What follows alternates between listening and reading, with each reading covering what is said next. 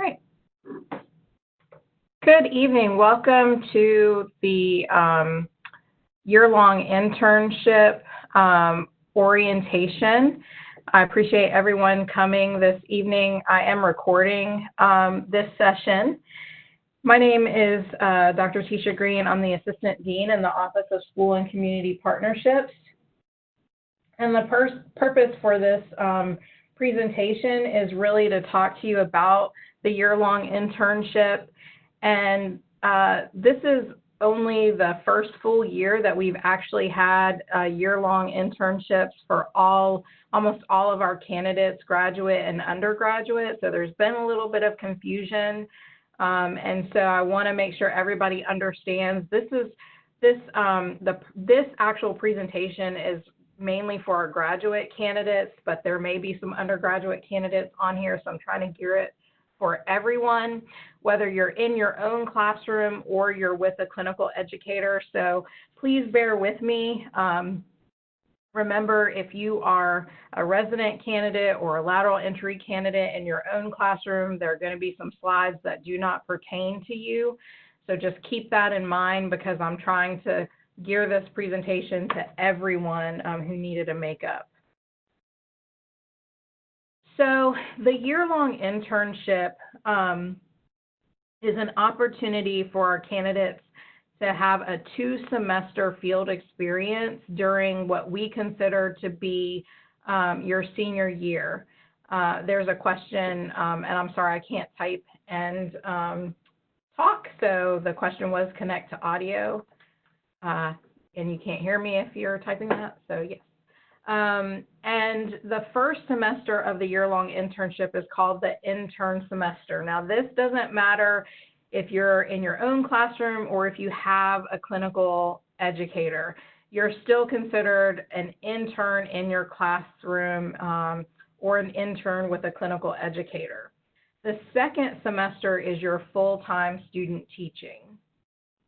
And so the idea is that during your intern semester, you're still taking a full load of classes, or you're still taking classes at UNC Charlotte, and you're actually experiencing sort of field experiences out in the field. So you're really evaluating teaching and learning before you actually teach or student teach full-time, and that's whether you're in your classroom or whether you're with a clinical educator. So the purpose of this presentation is to talk about the expectations for the intern semester. And then when you actually student teach, you will have another required orientation to talk about the expectations during the student teaching semester. So a couple of things. During this semester, there are checklists that you will have to complete, and this is whether you're in your own classroom or whether you have a clinical educator assigned to you. Those are on our website. They are under clinicals, and generally, if you're in your intern semester, you're working from either checklist, you're working from checklist 3, and that's in most programs, but the courses you're enrolled with or in will determine which checklist you use. So our office just hosts the checklist on our website. We do not tell you exactly what checklist to use. One of the things to know about the field experiences checklists is that you do not have to complete every single activity on the checklist. They're meant to supplement the assignments that you complete in your classes. And for those of you who have clinical educators, we just did a training this Saturday with your clinical educators, and we explained all of that.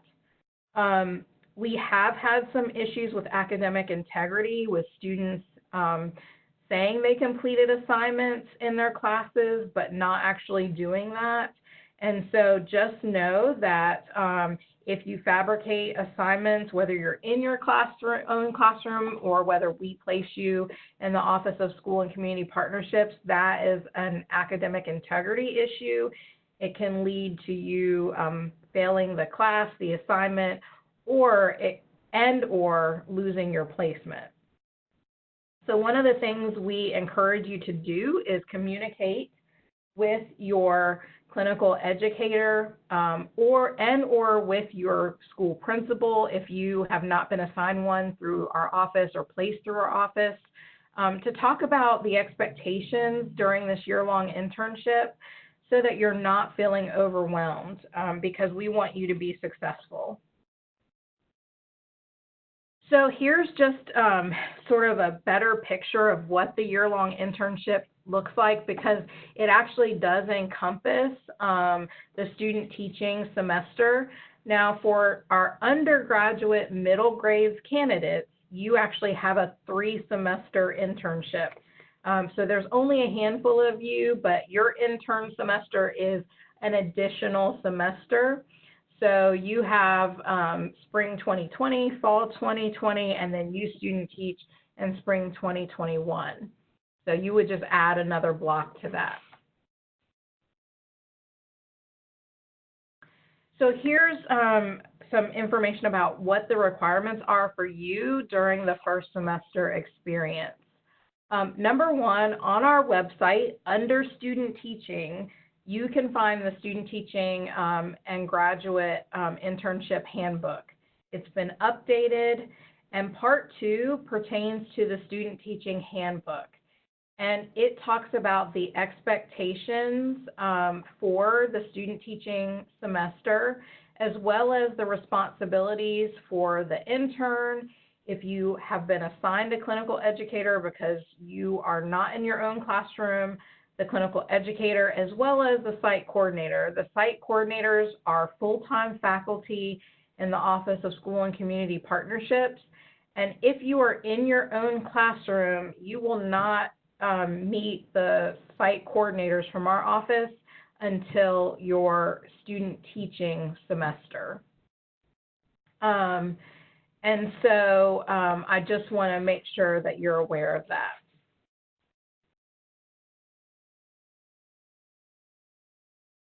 One of the things I also want to, I'm going to go back to the handbook and point out is for those of you who are not in your own classroom. So if you're in your own classroom, this does not pertain to you, but if you are not in your own classroom, if you are a full-time student, you've been placed through our office, it has a lot of the policies and procedures from UNC Charlotte. Some of the questions come out about, can I do this in the classroom? Like we have policies against students who are not full-time in the classroom and have not been trained.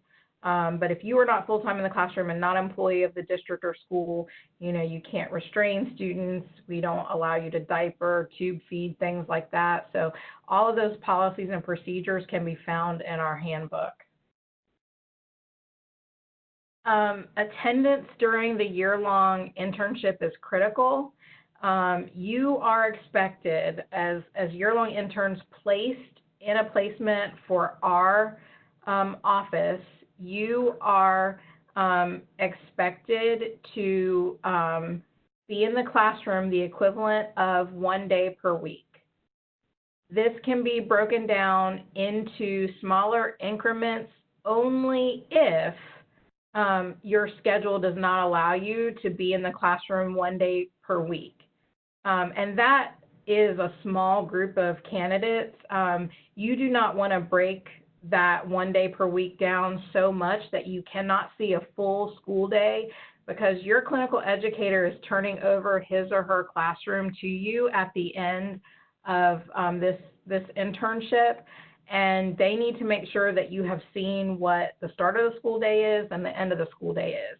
For those of you who are full-time teachers, your attendance, you're expected to be there. You're an employee of the school or the district, so we generally don't require you to record attendance. However, for the first time, we are going to send a dispositional survey out to the school to make sure you're meeting expectations before the student teaching semester. So if attendance is an issue prior to student teaching, that could delay the student teaching semester. So I do want to be clear, this is one of the things that we have not done in the past that we are doing now to make sure that our candidates who are a resident or lateral entry and in their own classrooms are meeting expectations. For those of you who have been placed through our office or are with a clinical educator, if you have an issue, if you're going to be late or you cannot attend, you're sick, you should communicate with your clinical educator immediately. And when you first meet your clinical educator, you should determine, if you're going to be out, if you're sick, how does your clinical educator want to be notified? And you must make up any of that time. And you need to determine what your schedule is going to be in advance. You can't just decide, okay, this week I'm going to show up on Monday, next week I'm going to show up on Wednesday. We do have the school experience attendance logs. There are some outside of our office. These are the very same logs you've been using throughout our program. They're available on our website under clinicals, and it's under the 49er Way video, and it says school experiences attendance log. And one of the things that I encourage is you talk to your clinical educator, for those of you who have a clinical educator, to determine when he or she wants to sign that, because the last thing you want to do is shove that in his or her face while they're in the middle of teaching. And you will upload that to TaskStream at the end of the semester. For those of you in courses, your course instructor who are in your own classroom will determine the expectation, because obviously you're not going to sign off on your own log. So I do want to make sure that you're clear. If you're a resident candidate or a lateral entry candidate, the hours for your internship are determined by your course instructor. They're not determined by our office. So I do want to be clear. You'll have to talk to your course instructor about the number of hours determined for that.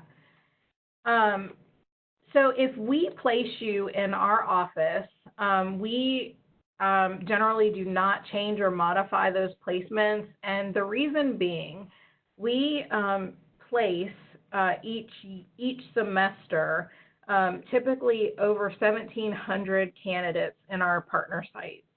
There just aren't enough placements to constantly change candidates, and we are placing candidates pretty much on a monthly basis. So we do have a 6-visit rule. We also talk to your clinical educators about this. We had over 100 clinical educators here this weekend or this past weekend training them. We want to know if there are issues. We're not going to make you stay in a placement where there are issues, but we want to make sure that the issues haven't been caused by the intern, and that they're not issues that we can't resolve. The number one issue that we find that comes up is communication. And so if there's poor communication, we want to resolve that. That's going to transfer to a new placement site. So those of you who have been placed by our office are going to be contacted by a site coordinator in our office, and we just need to know if there are placement concerns.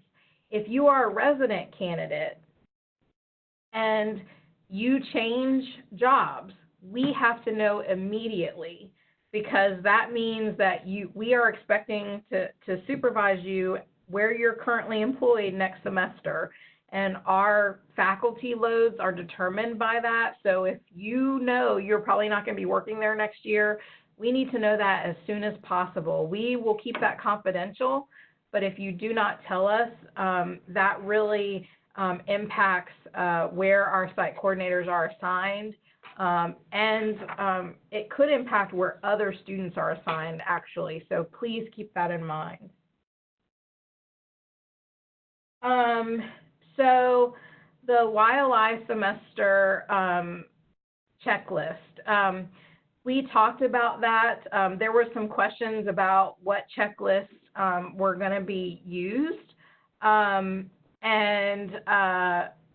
So one of the things I want to tell you is I'm not your course instructor.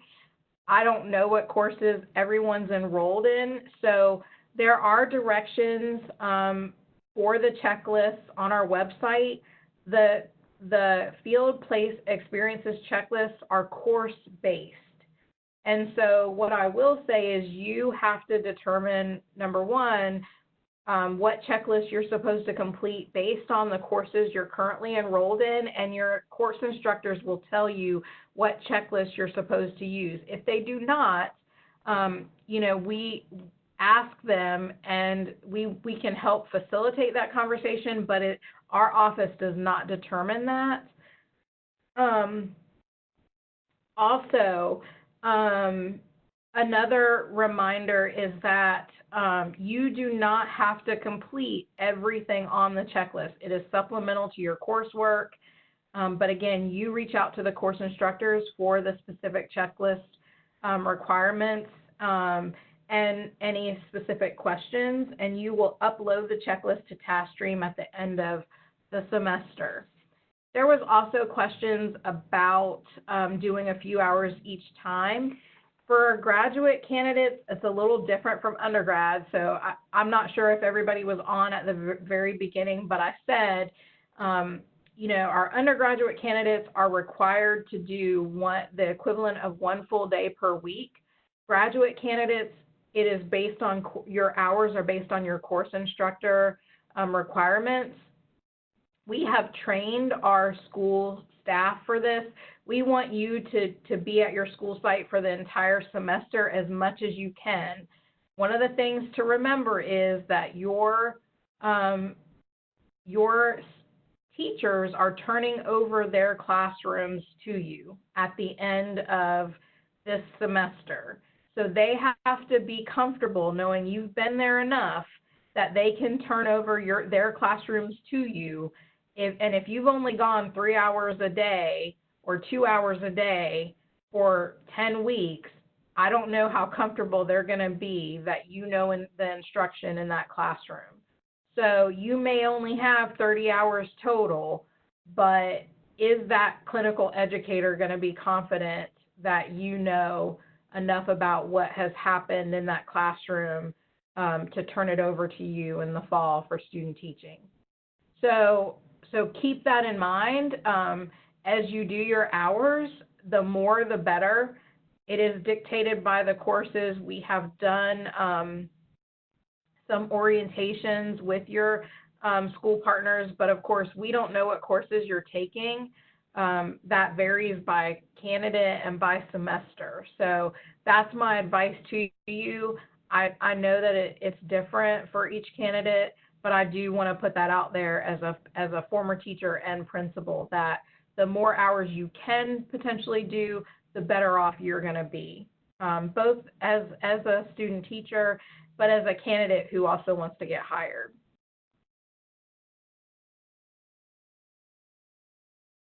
So for those of you who are placed at a site, one of the things we want you to do is schedule a meeting with your clinical educator.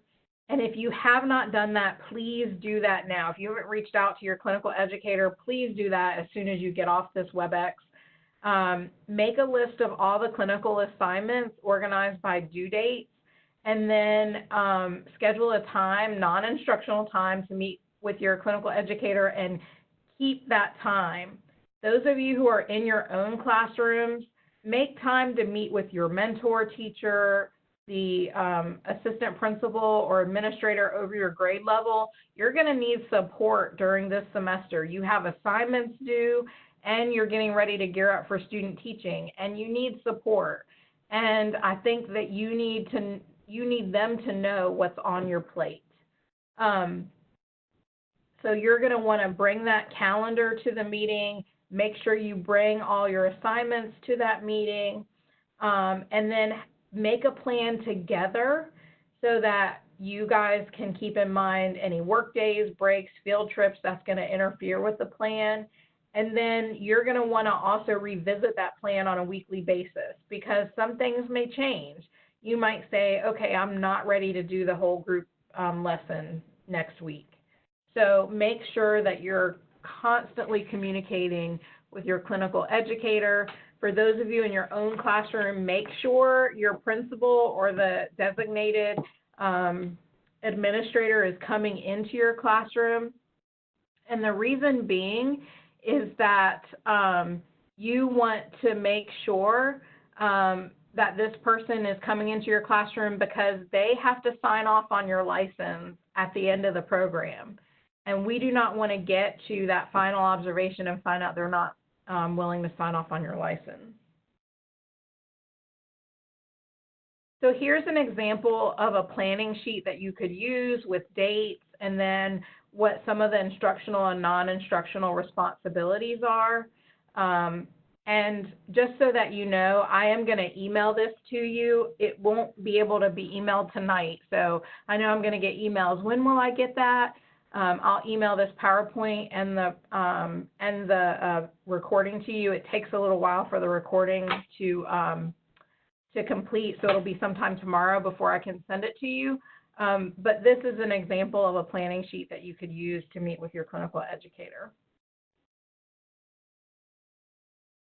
So we do require an academic integrity and disposition survey to be completed on you.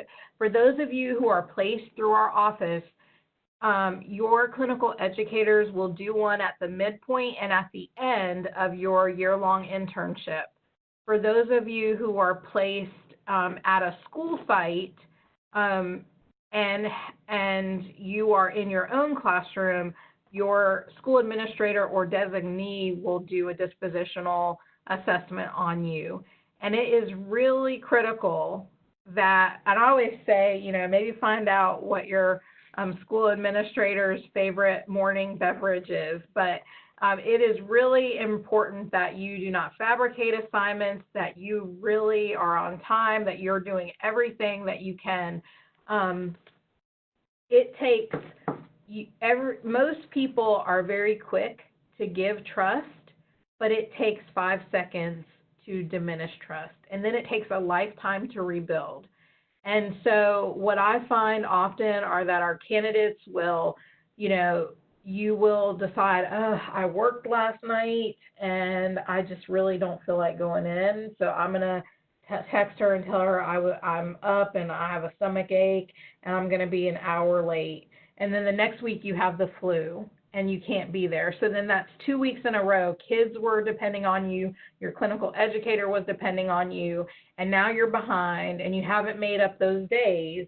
And guess what? I get a survey that says midpoint that you've been late, you've missed days, and then you have to come into my office. And guess what? You're also behind on assignments for class. And your CE hasn't even seen your assignment, and they're trying to figure out how did you even turn that in. So there's just a snowball effect when these things don't happen. In addition to that, for those of you in your own classroom, it's a lot. I was a principal for almost a decade, for a little over 9 years, and I'm going to tell you that, you know, when you're in your own classroom and you're pretty new to being in your own classroom and you're a student, and I started a graduate program like literally a year after I became a teacher, it's hard. And so I know what you're going through, and you need the support of your school administrator, but you also need to make sure that you have a plan and that you stick to it and you don't get behind. So Ed TPA, most of you at some point in your classes this semester, for those of you on 3-semester programs for year-long internships, you will have practice tasks. If you're in the elementary program, we recommend that you schedule a time to complete Ed TPA Task 4 in your classroom during the year-long internship semester. It can be used as your final task for submission if you're a fall 2020 completer for elementary. Your context for learning can be different than the one for tasks 1 through 3, but just a reminder, no practice tasks that you get feedback on or submit to the university can be submitted to Pearson. So I just want to be clear. You can start on, you know, EdTPA, but you can't submit anything that was a practice task. And we have had some academic integrity issues where students tried to double dip. It gets caught, guys. Don't do it. And it's going to cost you a lot of money if you do it. So I just want to be clear. Don't do it. It'll cost you $600 minimum. All right. So a couple of things. You do not receive a grade from us for your internship semester. Your grade comes from our office during your during your student teaching semester. But there are evaluations completed on you during midterm and the end of the semester. And as a reminder, even if you're in your own classroom, there is an evaluation completed on you. If you're placed by us, it's your clinical educator that completes the evaluation. If you're in your own classroom, it's the principal or a designee. We review those evaluations. If there are issues, we will meet with you, and it could lead to dismissal of the placement.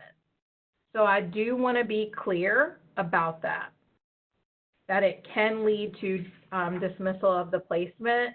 So please make sure you're clear about the number of hours you have to meet for your program, because everybody has different hours. Everyone is in a different program, and it's really hard for us to convey that to the school.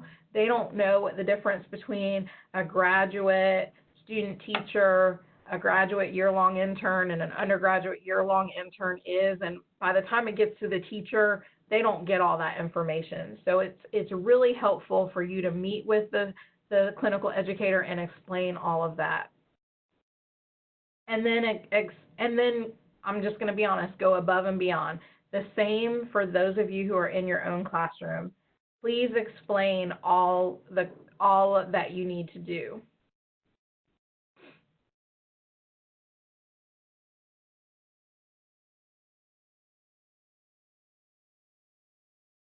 This is an example of the assessment of professional dispositions, but if you go to the College of Education website, then you can also find it. This is the assessment that is completed by either the school administrator or designee, or it is completed by the clinical educator twice.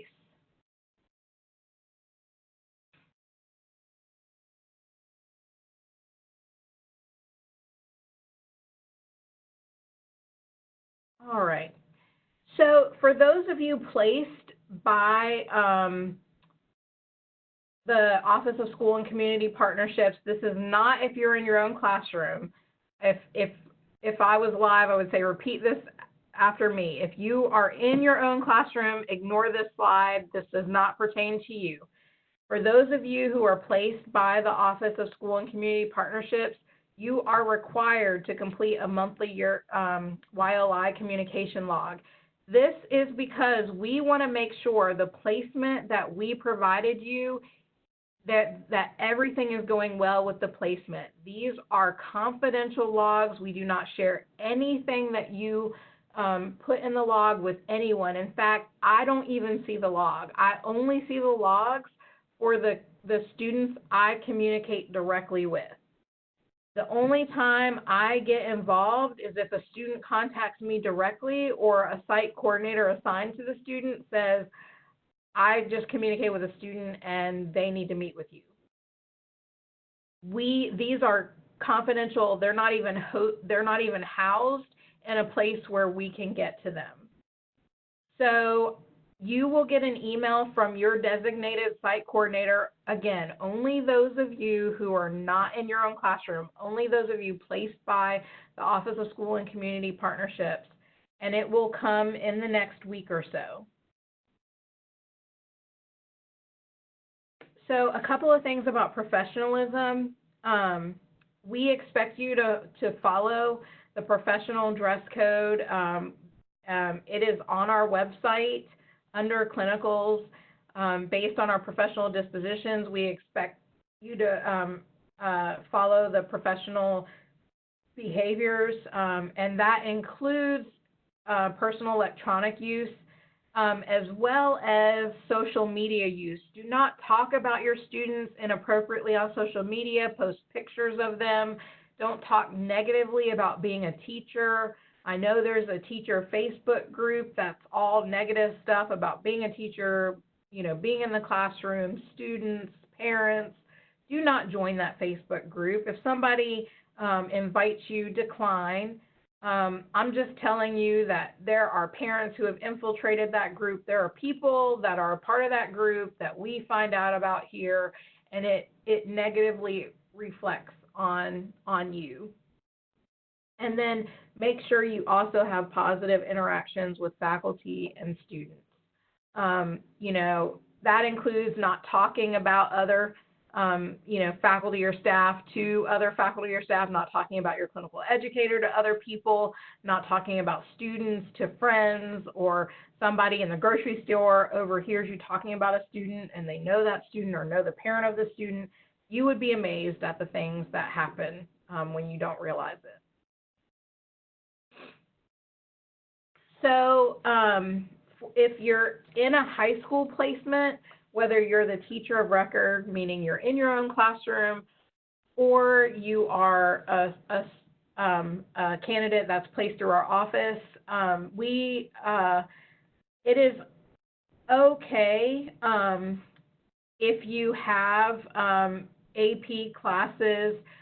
One of the things that I will tell you, we do not generally place you in AP. If you have been placed in AP, some options are you can go to a different teacher's classroom. If you are placed with AP, then we usually ask that that co-teaching occurs. So just let us know, and we'll work with your teacher so that we can figure out like a co-teaching arrangement. If you're elementary, you can be placed in grade levels that are departmentalized. We just want to make sure that you're not split generally with more than 2 teachers, and that all the teachers are eligible to host you as a candidate. So if you have questions or concerns, please go to our website, www.osacp.edu. You also have your site coordinator, and then there's also the phone number, the main phone number for our office, which is 704-687-8802.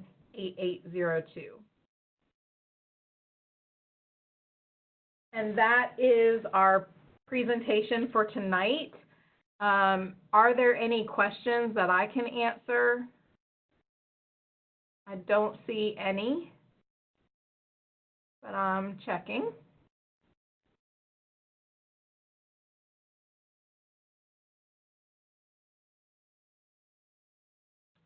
Nobody has typed any in the chat.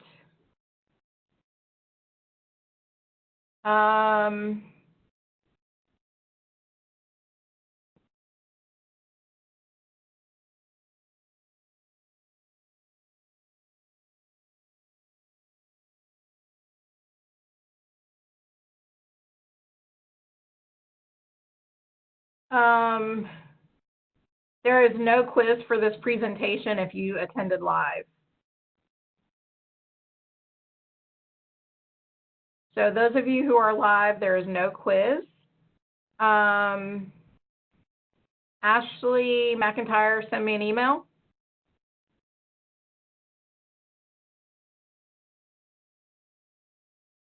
And the rest of you, thank you so much. And if you have additional questions, feel free to shoot me an email, or I'll stay on to chat with you individually. Thanks for attending, and everybody else have a great night.